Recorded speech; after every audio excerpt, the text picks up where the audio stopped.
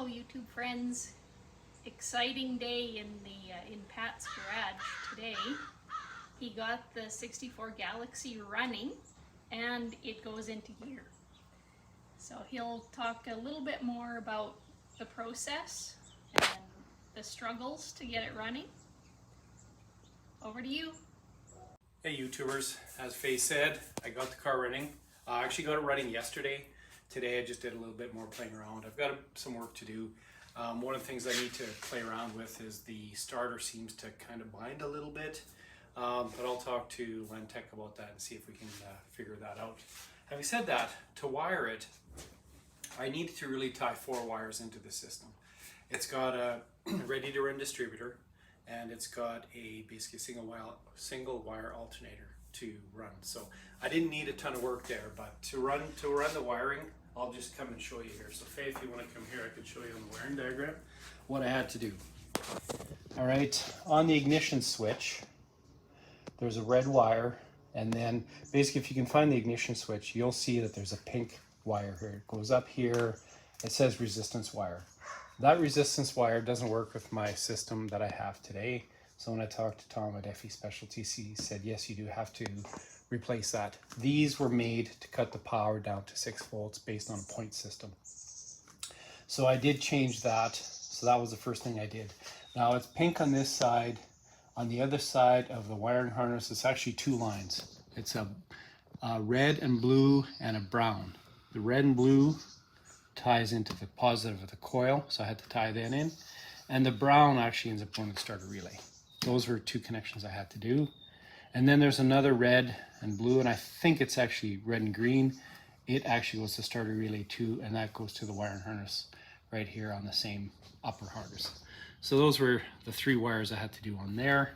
The other thing I had to do, and you'll notice there's a black and yellow wire here, goes to the voltage regulator. But from the voltage regulator, it actually goes down to the battery post on the positive battery post on starter relay. What I did was I just bypassed the whole current voltage regulator, because this car has the single wire alternator with the voltage regulator built in. What I did is I just basically spliced it here and I ran straight to the starter relay. We'll go look at the engine, kind of what I did there, and then we can just show you how I got it to work. If you'll slide ahead there, Faye. All right, not the prettiest. Half of this wiring is actually going to end up to the voltage regulator, which is gone. But here's the black and yellow wire I mentioned. It's basically, I put a splice here, and I ran around to my starter relay here. Starter relay is really temporarily installed. It's not the prettiest. That's not where it belongs. There's actually, the wheel well here that it bolts to. That's not in right now. And I actually have the battery sitting here when I get it running. And so here's my 2 connections. So there's the brown and the red and blue wire that I mentioned. Of course, the ground and then the positive cable. So positive, negative, and then the ground here. And then this one actually goes to one of these goes to the starter itself. Pretty simple there. So you can see the wiring over there. Pretty simple. This is the wiring. This is a red wire. Because it was red actually underneath the car, so it's red, and this is where I tied into the wiring harness. So it's actually red and green on this one. The red and green actually goes to the positive coil, and the brown goes to the starter relay. So that worked out good. And then of course here's the red and blue wire that I had to tie in. Unfortunately, I had 1 wire from the bottom harness and a few from the top, so I ended up having to put everything in for basically the 4 wires, but that's okay. It's just temporary till I get it going. I had a big leak. I had a big leak here on the cooler. Basically, I left one of these fittings loose, so you can see the remnants of my spill. That was my first challenge. Second challenge was just making sure I had enough fluid in the transmission. Sorry, what did you leave loose? This fitting right here. Okay. One fitting made a big mess, but that's okay. So it's a way of flushing the transmission whether I wanted to or not. Yeah, like I said, I can put it in gear. I put it on jack stands so I can test it in reverse and drive. Everything seems to be working. So pretty excited. Seems to run actually pretty good.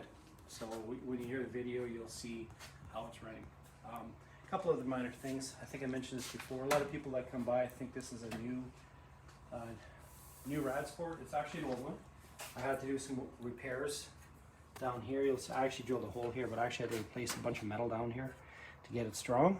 But they did a really good job powder coating here in town, so pretty happy with that.